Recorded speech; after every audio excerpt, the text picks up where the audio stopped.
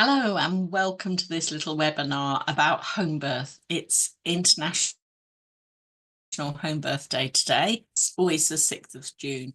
And I'm Kathy Chilmama. I love home births. I've had 4 out of my 5 children at home, and I've supported many, many others as in person as a doula, as an antenatal teacher, and as a volunteer running home birth groups.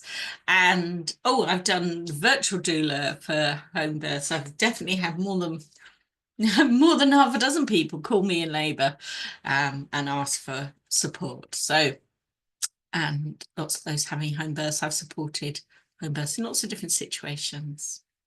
So the aim of this webinar is to address some of the issues that put people off having home birth, and also some of the times when people are told that they can't have a home birth because, and we'll have a look at some of those. I've had some people send me some questions, so I'm going to address those. I'm going to share my screen.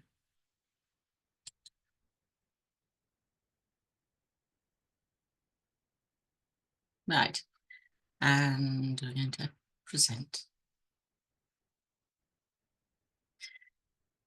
Here we are. Can I have a home birth if? This is me and my 4th baby, 3rd home birth, born at home in the pool in this very house downstairs. I'm just going to move on. Oh, yes, before we start, just here's a bit about language and how I use language. Sometimes people talk about whether they're allowed or not allowed, but it's your body, it's your baby. So it's not a case of whether you're allowed or not. It's whether you've been offered and what you choose to do. And rather than risk, because people don't want to take risks with their baby, I might say the chance or likelihood of something happening. And particularly when it comes down to high risk, you're actually unlikely to be high risk. What you are is a higher risk than somebody without whatever situation you're in. So, for example, if somebody said that there's a high risk of snow tomorrow, you might be thinking, oh, I ought to get the toboggan out then. But when you find out that your chance of snow falling is like 0.002%, that's not really high risk. It sounds like it's more than 50% chance of happening, doesn't it? High risk. But you might be higher risk of snow than somebody whose chance of it happening, likelihood of it happening, is 0.001%. And sometimes people will tell you, oh, your risk has doubled or tripled. But until you actually know what that risk is, if it's gone from 0.001 to 0.002, yes, it has gone up. Yes, it has doubled, but it's still a tiny chance. So I use higher risk or additional factors. Pizzas and sofas are delivered, babies are born, and women and birthing people give birth. We sometimes talk about labour ward or delivery suite. Again, I don't like using delivery, and labour ward makes it sound like it's the default where everybody goes. But labour ward is in fact a obstetric-led unit, which is managed by obstetricians, whereas a midwife-led unit is managed by midwives. So what the rules for the staff in a labour ward and obstetric-led unit is quite different. There will be, even if you are under midwifery-led care, there will still be obstetricians who are overseeing from your birth and keeping an eye on what's happening. And some people I'm going to use instead of contractions, waves or surges. I don't massively have a problem with contractions, but I know a lot of people don't like it. And actually what it is a wave of power that builds up and rises and then diminishes. And contractions aren't like just a tightening like that. It's a pulling up or a pushing down, and they can be different as your labour goes on. They're not all the same. Sometimes you hear about failed to progress or failure to progress. And actually what's happened is that the birth has slowed or stalled and maybe needed help. I am not a lady. I don't like the term ladies. And obviously I prefer women, but I recognise that not all people giving birth identify as women. And so they're all people though. So I'm going to use people. And so here we are, women and birthing people. And I don't try and choose cesarean, it's cesarean birth because it's a birth that happened. And I don't like against the medical advice, it's actually individualised care. I think I've got a quote later on from a president of the of president of midwives, and she said that we women don't give birth outside of guidelines. We make guidelines that puts women outside, something like that. Let's have a look. There we are. Women don't opt for outside guidance care. We opt for guidelines that don't include the needs of all women. President of the International Confederation of Midwives. She said that on Twitter. And this is me with baby number 3, so my second home birth. I don't have any pictures of my first birth, which was in a midwife-led unit, or second birth, which was at home. But this is the joy that I want. I think when I've been doing home birth groups, one of the things that comes over time and time again is that people think in advance, they think it's going to be in like a more relaxing environment, when actually it's a totally different experience and birth unfolds differently at home. One couple that I supported with both their first and second baby had first baby in the pool in a midwife-led unit. It all went really well, and they decided to have a water birth at home for their second baby, which they did. And the dad he couldn't really see it. He was like, well, it worked well last time. Why don't we just do the same again? Until after the birth, and he was just like, I get it. He said, it's just a total lack of drama. My partner went into labour, the midwives came, the baby was born, the midwives cleared up and left, and now my partner's in bed with our baby, and he was doing the washing up and I was like putting away some of the bits from the pool, and he just said it's just like really normal. And that's what you get from being at home, and your own bath and toilet is and bed. They're like 3 of the top things. If you ask people who've had home births what they love about home births, they will say my own bed, my own bathroom. Eat and drink afterwards, whatever I want. You can eat and drink during labour as well, whatever you want. But the freedom of after the birth when you're already in your own home, is marvellous. So before we get into, it's like, why is home birth so important? Why do so many of us who work as doulas, antenatal teachers, midwives, just keep like banging on about home birth? Why should you bother with a home birth? Well, here we are. These are all the benefits of home birth, and more. There's probably more. But things that it decreases, things that you don't want to, it decreases the chance of these things happening.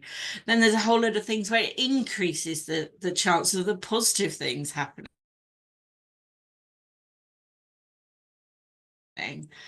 And then there's all these researchers, and sometimes when they talk about women's, actually look at the experience of people, but having surfaces to lean on, more spaces, being able to go from room to room, to go in, to open a window, go in a garden, the benefits to partners as well.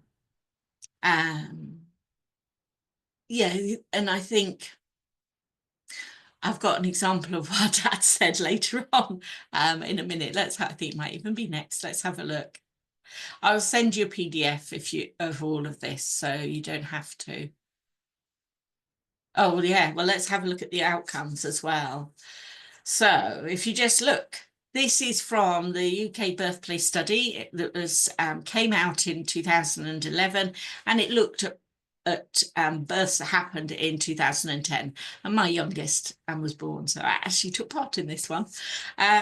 This is obviously getting a little bit old now, and times have changed in terms of the amount of inductions that are offered and how and the timing that inductions are offered, and we're seeing massive increase in inductions, which lead to other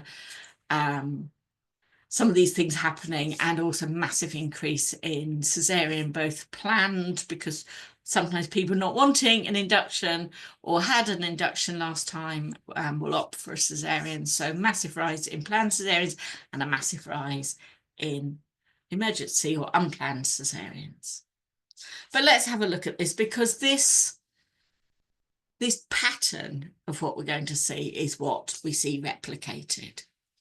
So this particular set of data from the UK birthplace study was looking at low risk women. And you can see giving birth at home, 88% had no intervention. And you can see going down, so a midwife-led unit standalone means a midwife-led unit on a different site, or at least a different part of the site, generally a completely different sites, whereas a midwife-led unit alongside means it's on the same site, often on the same, in the same corridor. I have seen ones, I've seen a wide range of midwife-led units, some on different floors, some in the same on the same floor with perhaps double doors between them, but more separate, and some that are just a room on delivery suite, but it's counted as a midwife-led unit. I'll tell you about why another time if you're interested. You can see, so these people were all low risk at the start of labour. There was slightly more complicating factors with people giving birth in the obstetric-led unit. That's what the OLU is, the obstetric-led unit, or labour ward, as you might call it. But what a huge difference. And when we look at the emergency caesarean, 11% had emergency caesareans compared to just 3% of people giving birth at home. And it goes on. So assisted birth, that's forceps, ventouse, the suction or the tongs to pull the baby out. And you can see how low if you choose a home birth, and this is all planned place of birth at the time of labour.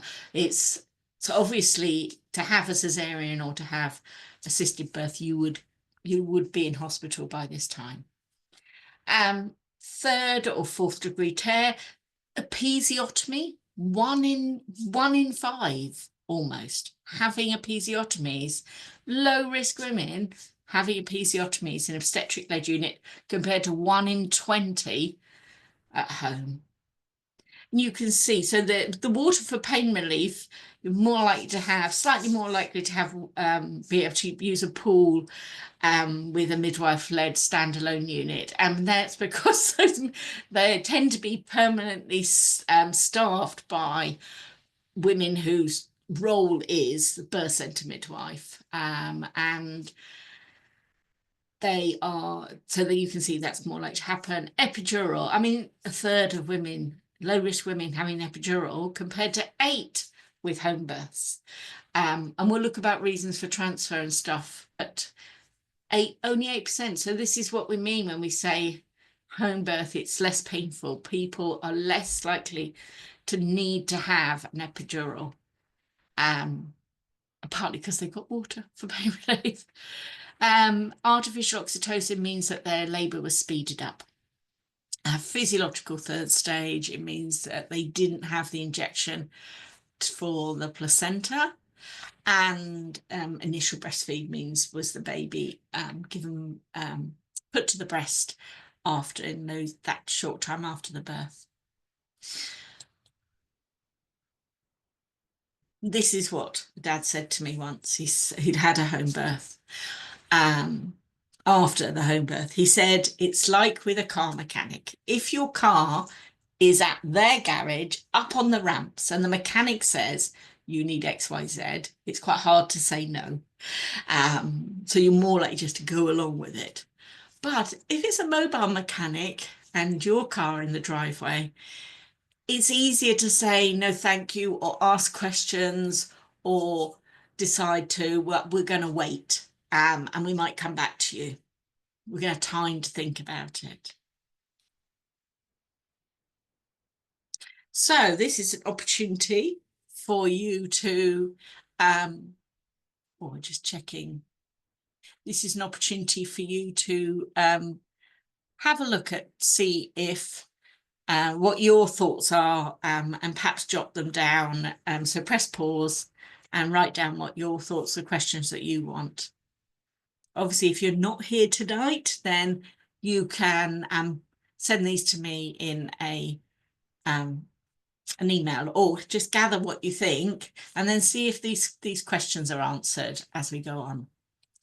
I've put together some of the things that people have said to me about why they wouldn't want a home birth, or why they might have been told that a home birth is not suitable or wouldn't be allowed. And they break down into 3 categories. There are the risk factors. And there's a whole range of those relating to you, your baby, your past experience, your current health. And some just random stuff about dates and being older, and we're going to look at some of these, but if we don't answer what you particularly wanted to know, then let me know. Then we've got the practicalities. Like, some people are put off because they think it's messy. That's what somebody contacted me about and said, just heard, and that the messages they're getting is that it's messy, it's impractical, it's just not going to work. So people are told, oh, well, I wouldn't want to do that because I don't need pain relief. And so what do I do for pain relief? I'm going to look at that as well. And housing things. Oh, well, I live on the 17th floor, or I live in a very small house. I couldn't do it the size of my living room. And you go, have you seen the size of some of the birthing rooms in hospital? They're tiny. At least you've got different spaces you can move between at home. And I'm not saying, I mean, if you've got a very small home, you want a pool, you've got nobody, maybe other issues with your house, or you live with in-laws or something, then maybe you're going to go, yeah, actually, I'll go to a midwife-led unit instead, where I don't have to worry, the pool's all set up. Or building work or whatever. But it is amazing how quickly water companies or whatever will come and sort your stuff out if you tell them that you're, 38, 39, whatever weeks, and you're planning a home water birth. I've experienced this with a number of clients where miracles have happened.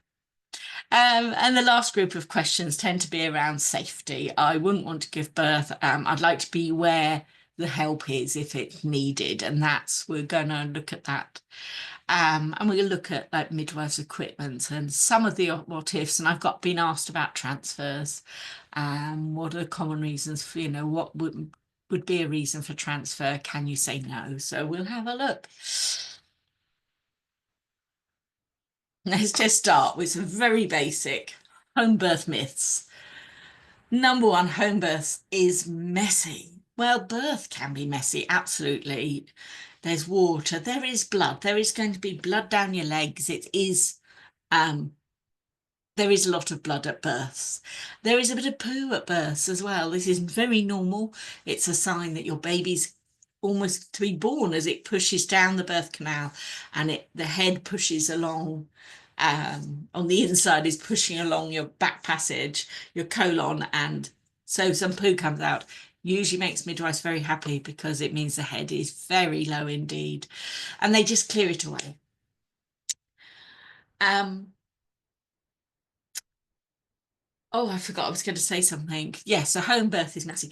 Yes, it is worth getting plastic sheeting, but the midwives also come prepared and they will, by the time they leave, you would not know that that a birth had happened. Um, The only thing midwives are not responsible for is draining and packing away the pool, but they might help you. But that's not the job of the person that's just given birth. That's the job for the birth partners. And if you think your birth partner, you don't want your birth partner to do it, or it's not really their thing, then you can ask a friend to come in, give them a call after you've given birth, or even a doula. Definitely something that a doula can do. As I say, by the time the midwives go, it'd be back to being your space, your living room, or wherever, and they just take it all away with them, unless you want to keep the placenta, and then they'll leave that. But they take their rubbish. Um, There was something else I was going to say here, but we'll come back to that if I remember. Then we've got home birth is dangerous. Um, and this is an absolute, just a myth. People say, I wouldn't want to give birth at home in case something happened. I want to give birth near the doctors, near the equipment should something happen. Well, we'll look at the transfer stuff, but research says actually, as we looked, those outcomes they're more likely to happen. Um, I an obstetrician, I've got the quote somewhere, said you wouldn't ask um, a pediatrician to babysit your baby, or an astronaut, or a space, NASA scientist to fix your car brakes. Going in high when you're giving birth in a obstetric-led unit, labour ward, you are having that kind of level of care, and they are going to intervene. They're much more risk averse. They're going to intervene very quickly. But the other thing that to know is that actually there's very few things in birth when you're giving birth that happen that quickly. And you've got a midwife with you all the time, and she's watching and learning about how you are giving birth, and she's noticing how fast, or is there any changes in the waves, the surges, in the pattern, are they slowing down? And she'll suggest things like getting out the pool, going for a walkabout, doing a wee, to see if that can get labour going again. But it's the slow births that are the worries, because they're more likely to need the help. And what the midwives will do, so the best bit of equipment that you have with a home birth is a midwife with you, using her eyes, using her ears, listening to the sound you make, using her nose, because midwives can smell when birth is getting close. It's highly skilled job. And they won't, again, they'll err on the side of caution, in that they will be watching and planning ahead and thinking, I think something might need help. And what they'll do, the first thing they'll do is they use their phone and call their seniors and talk it through and perhaps get some advice. And then they might think about getting an ambulance around, not necessarily to take you straight away. Yes, but transfers, it's all in the UK. We have a very joined up system. So whenever you're looking at research that's taking place in other countries, particularly the States, where midwives and home birth is not integrated, there are more issues. And if you have ever given birth at home, you will have heard, well, I think you're brave, or I'm not that brave. And part of it is they're also thinking that maybe you're a bit silly, or you're um, a bit selfish, that you're doing this for your own um, experience rather than for the well-being of the baby. And they think you're brave because they don't think, they think it's going to be really painful. And actually, if you know anything about this, I know probably those of you that have given birth, you think, oh no, I think you're brave going into hospital. And as a doula who supported people in hospitals, I think you're brave if you're giving birth in hospital. I think it's the wimps having births. Because, and we're going to have a look. Let's have a look. Oh, one of the big questions I got about getting ready. Don't need to take notes because I'll send you the PDF, and also of the slides. And also I'm preparing a checklist. So it really is hot towels and water. Absolutely. They're still the basics of giving birth. And you do need a few towels, particularly if you're having a pool, because you might get in and out the pool a couple of times, and then you're going to want a towel around you immediately after the birth, because you can get quite hot when you're giving birth, and then as soon as you've given birth, your temperature can come right down. So having a spare towel, and then you want a towel so that you can go and have a shower and clean up, and you want a spare or two in case they get wet in the pool or they get blood on them. Don't have to be old towels unless you want to. They don't have to be dark towels. Modern washing powders, get them all clean. So don't worry. And this is something the birth partner to do, is to get all the towels, put them in the washing machine, turn it on. And yes, some kind of protective covering, a new shower curtain. You can get them dirt cheap from supermarkets. Decorators plastic. You just want to be careful. One, it can be crunchy and make a noise, and two, if it gets water on it, it can be slippy. So midwives will bring what they call inco pads or incontinence pads, and they're about a square like that's waterproof back, and they bring lots of them. You can buy them yourself as well if you want to have extra. Puppy pads, you can get puppy ones for puppies, but they're not recommended because they've got extra chemicals to for the smell. So not recommended. Oh yeah, so because of the slippiness and the noise, you might like to put a sheet or throw over the coverings, and it stops it sticking if you need. So it's quite a good idea. If you have them, you might want to lie on the sofa to the midwife checks your belly when she arrives, or to cuddle with your baby when you afterwards. You can set up an area, but you don't have to, because you might just want to see where you end up. With my second, my other half spent ages making the downstairs all really lovely, which is where I plan to give birth.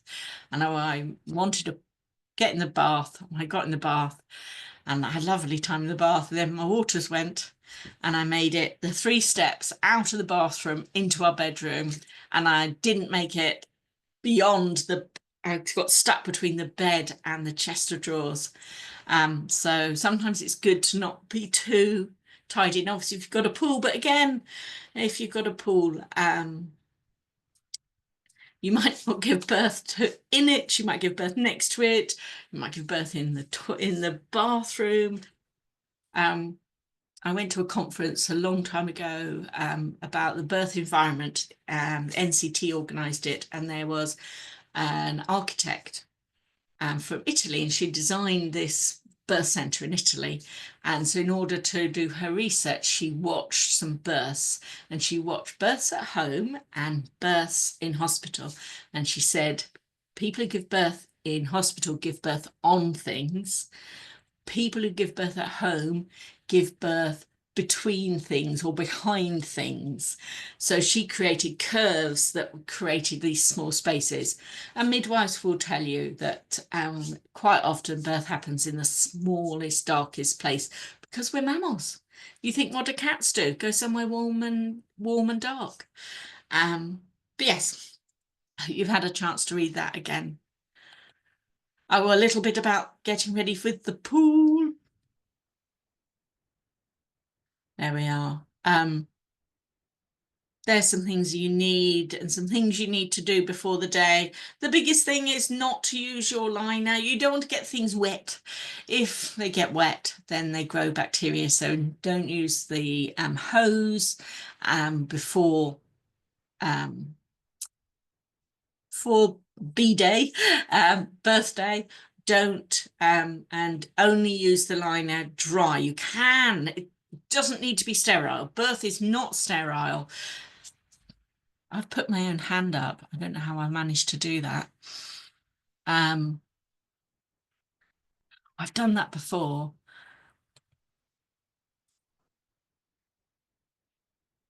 Um, you can, of course, you can if you want. Get in the pool and with water in it and enjoy it. Use it for relaxation, but you'll need to get another liner because of the risk of growing bacteria. Again, this was all going to be in a new document. But do ask me. Oh, a couple of things to do on the day. Put the hot water on constant, particularly if you're having a birth pool, but you will need, midwives will need warm water.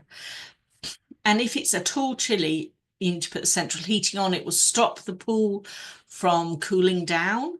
And also you want it to be nice and warm for your baby. And it gives you an opportunity to warm up their clothes and things. Birth generally takes a long time, even if it's your second baby. So it's a good chance if you haven't got fuel in the car, it's good in case you need to transfer. And get your notes and put it with your staff, check your checklist. And there's a couple of things about putting out clean bedding for the partner. Midwives, when I started doing all this, midwives would change the bed. That happens less now because they have so many notes to do. I mean, I just chapeau to all the midwives because they are just writing notes, so many notes in like triplicate. Midwives often, they'll tell you what they need, but they often want a black sack for general rubbish. They will bring a yellow sack for all the clinical waste. And sometimes it's nice if they can put that into a bucket so that it just holds it and stops it falling over. They do need space for their equipment, but because birth tends to happen in the tiniest of spaces, then they will make do. They will make do. Um, I hope this is interesting to you. Don't forget, you can drop me a message, email with any questions. This is an old quote,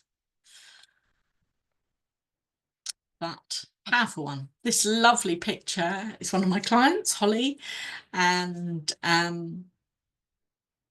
her little one was her second baby. She'd had a cesarean with her first, and she had a home water birth. I've supported lots of people having HBACs, home birth after cesarean, and I have an online HBAC course because I think they're poorly served. If you've had a previous cesarean, you're poorly served in terms of information. And so I try and find the gaps where people need information, need support.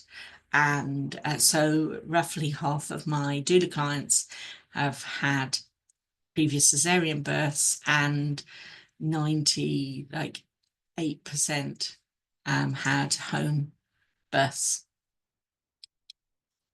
They pretty much all planned home water births, but I think only half of them gave birth in the pool because that's, something catches you out. Oh, we've done this. Oh, that was high risk. Let's have a look about you can't have a home birth if. So I'm not going to go down into the different types of high risk. This was the birthplace study. This part of the birthplace study, they analysed those that were considered higher risk for a wide range of situations, including VBAC, high BMI, a whole range of things. And again, you can see this is very similar to the statistics for low risk, um, and particularly things like the emergency cesarean, no intervention, the episiotomy again, epidural again. They're very similar statistics. And again, they're all for planned place of birth at beginning of labour, irrespective of where they ended up, because it's not, that's the thing about home birth, isn't it? It's by parity, it means, first time, second time. So if I just jump to the second timers to start with, why anybody who's having these again, we're going back to low risk, why anybody who is lower risk is having their second baby in a hospital, I don't know. Because giving birth at home or a standalone, there are a few standalone units, so it can be a bit harder to have a birth in a standalone unit. But even giving birth in a midwifery-led unit, look at the difference between that and the obstetric-led unit. And frankly, and look at the increase in emergency cesarean and assisted birth just for giving, because you chose to give birth in an obstetric-led unit. So if you've got a second, third, fourth baby and you give birth at home, you have a 96% chance of everything going well. Isn't that amazing? Yeah, well, yeah. Right, first timers. Again, you're slightly better chance of no intervention. The outcomes for the standalone units are best for first timers, but they're pretty similar to giving birth at home. There's a bit of a jump to them alongside units, and here we are. You've got less than 50% chance of no interventions with your first baby if you plan to give birth in an obstetric-led unit. And I would say this is 2011. We are 15 years on from when it was actually done. And I think for your first baby, it's lower than that now by a long way. I mean, around 50% of people don't go into labour on their own. They're either either planned cesarean or induction. Yeah.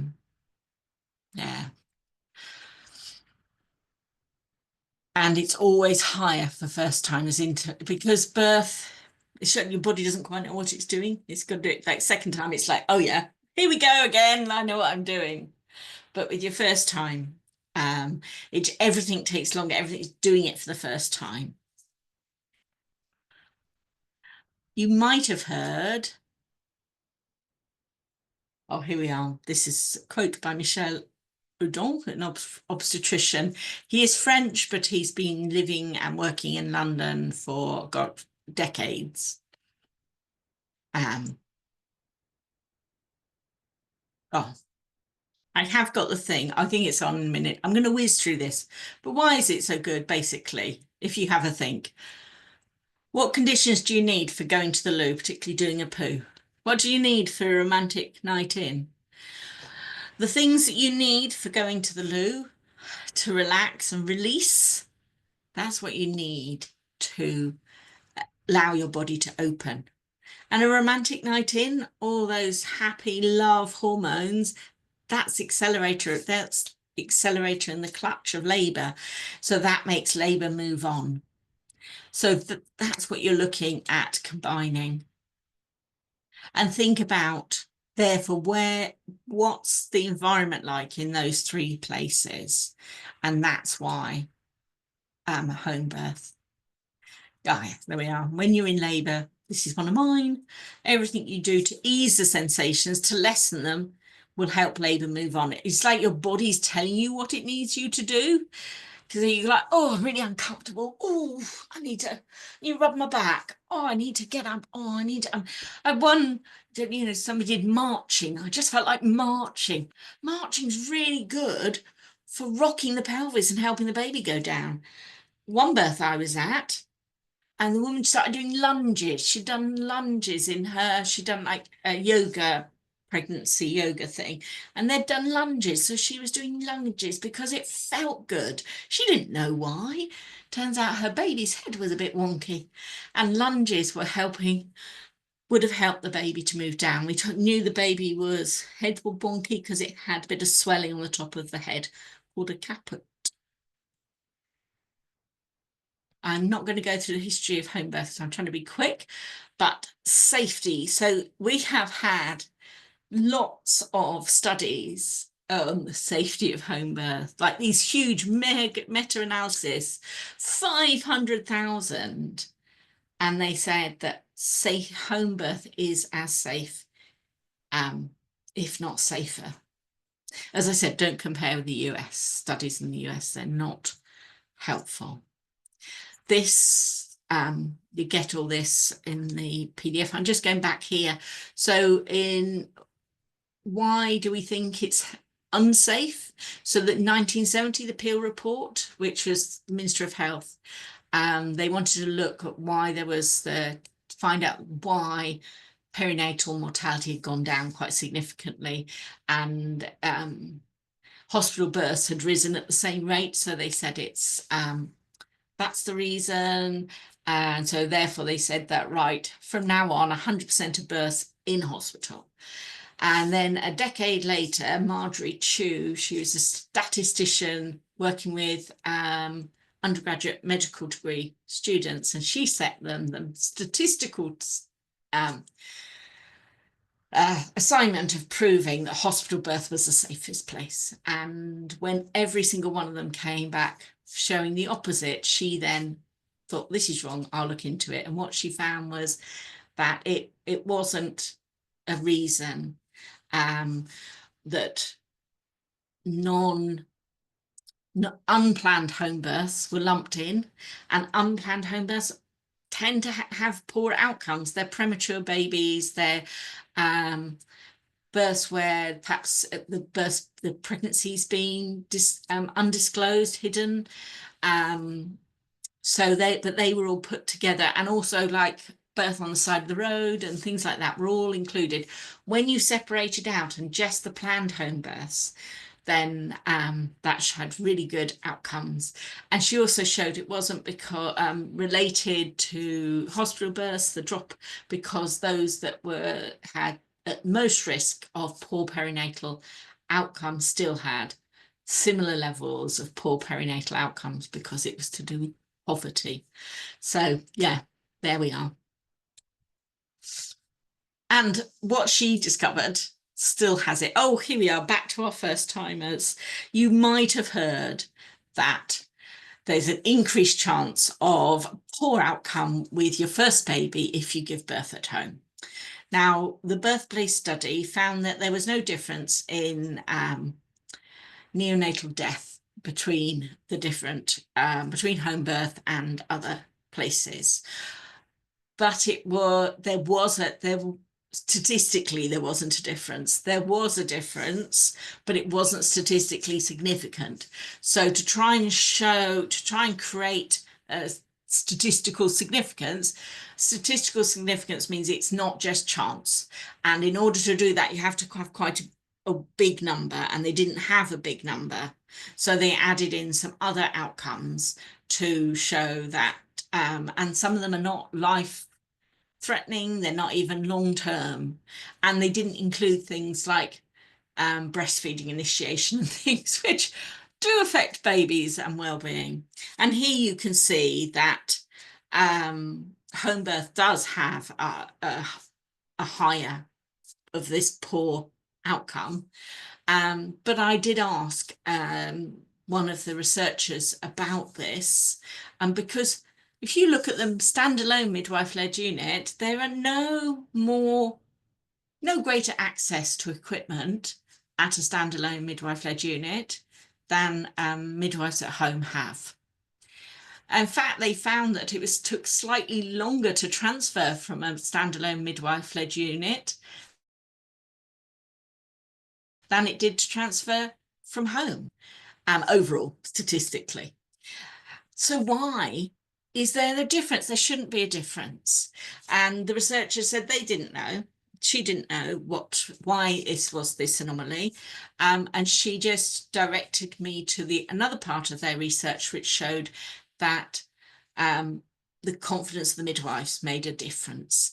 And midwife-led units, standalone midwife-led units, have midwives who are very confident at giving birth, and midwives who are supporting home births, a lot of them are doing it because they love it, but we don't have home birth teams everywhere. And sometimes the people who are on duty for home births are community midwives who do it because they like doing the antenatal and the postnatal, but they don't like doing the births. And they're not necessarily, because so few people have babies at home, they're not giving and they're also not getting the experience. That's another thing. Since then, all these two other big studies have shown, and they've looked at first timers and they found no difference. And they were powered, they did have the numbers for it to be able to have a statistical difference, and they found there wasn't. And in fact, here we are, the rates of admission to neonatal intensive care units, and low APGAR scores, that's assessment, a rough and ready assessment just after birth. I've moved the higher risk things around, I think. So that was, there's some of the others, older, high BMI, birth after cesarean. Um, so these are how midwives support safety. So they're monitoring the birthing person, they're monitoring the baby in utero, they're monitoring the baby once the baby's born, and they are monitoring the labour progression, so how it's going. As I said, they're highly skilled. They also support safety at home births by the equipment they bring, and I'm going to show you that in a minute. You have two midwives. The second is called as soon as birth is imminent, and if you're on your second, particularly if you're on your third or fourth baby, they probably will come together. They are there with you, so they are going to notice quicker than a midwife that's going in and out.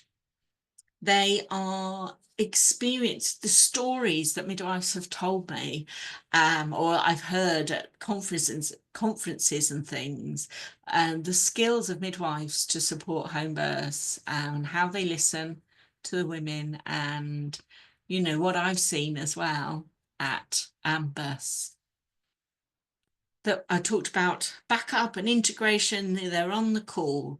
And I've been at births where they've called an ambulance just in case, might not need it. And sometimes they've needed that ambulance and they've done a transfer, and sometimes they haven't, and the ambulance staff go off. And they do have training. Hopefully this is, yes, what midwives carry. So a lot of people don't realise all the stuff that midwives carry, and I've even had obstetricians that have said to clients, well, if you hemorrhaged at home, you'd bleed out, because I don't think the midwives have anything they can do for a hemorrhage. And it's like, and this doctor has not talked to his colleagues, just the lack of respect. But yes, they do bring drugs for hemorrhage. Yes, they have annual or biannual drills for what to do in case of hemorrhage. And there are other things, not just drugs, that they can do, massaging massaging your stomach to massage the uterus, which is only done if it looks like you're hemorrhaging. And there's other stuff they can do, like getting the baby to feed and stuff. So I ought to add on brain, because that's the equipment that midwives carry and experience. I'm going to whiz through the water birth. There's stuff about the safety of water birth. I just wanted to, I think that's the end actually.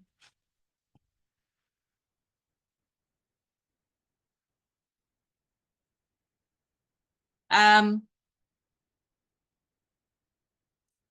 been a quick run through. And we have discussed, oh, I'm just going to get that back up again. Um,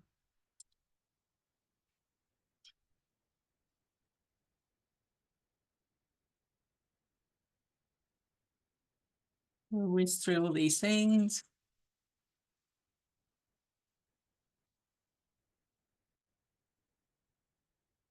Oh, that's the one I wanted.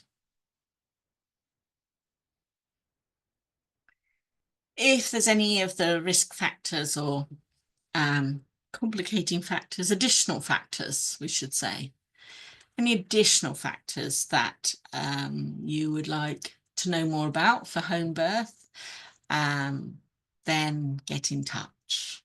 Let me know. Hopefully we've covered the practicalities. Or sometimes people say, what about the neighbours? I lived in a terrace with paper thin walls, and my neighbour was really excited that she was going to be the first one to know. And they went out for the evening and baby was born at like 9:30. And my kids went next door. Then the next morning my kids went next door and told her, and she was gutted. So it's not necessarily a bad thing, um and you have the choice that your neighbors might hear you roar, or you are in a hospital where you are hearing other people in distress because they're not able to cope because they aren't giving birth at home, leaning on things, moving as they want to.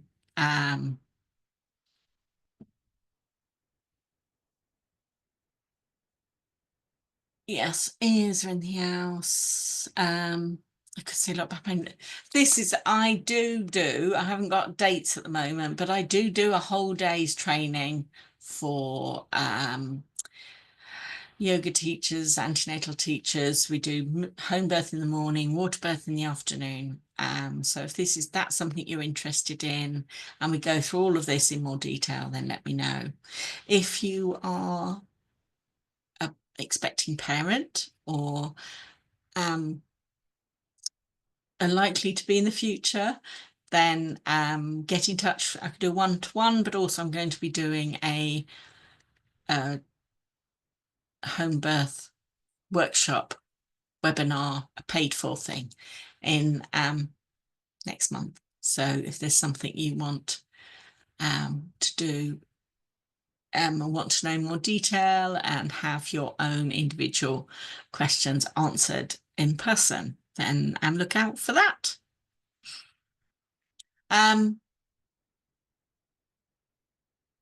just want to finish on something that one of my clients said to me. If home birth is so great, why don't more people have it? And what brought to mind is when I look at who chooses home births, it's people that either already know somebody who's had a home birth, or it's people who the midwife said to them last time, oh, you ought to have a home birth next time. It gives them so much confidence. So if you are an antenatal teacher, pregnancy yoga teacher, anybody had like a straightforward birth, or even if they didn't, you could say, do you know, I think you'd be, home birth would be great for you next time.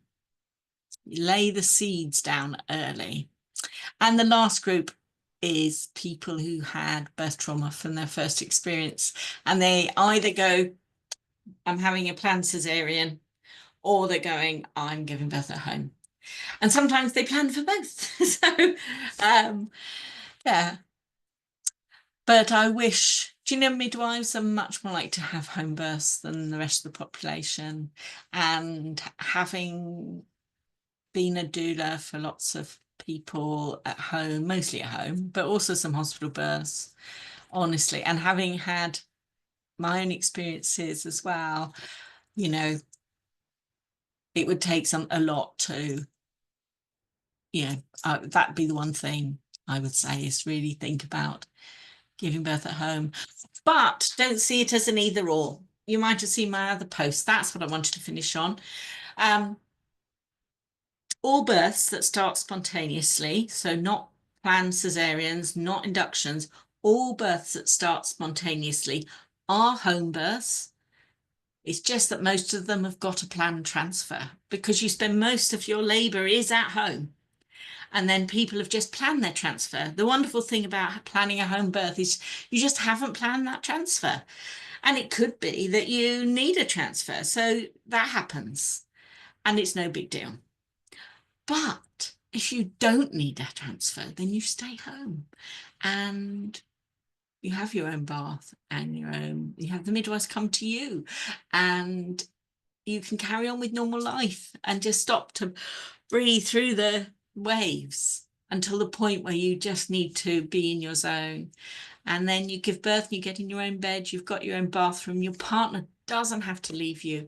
You can order takeaway, pop open the champagne and snuggle in.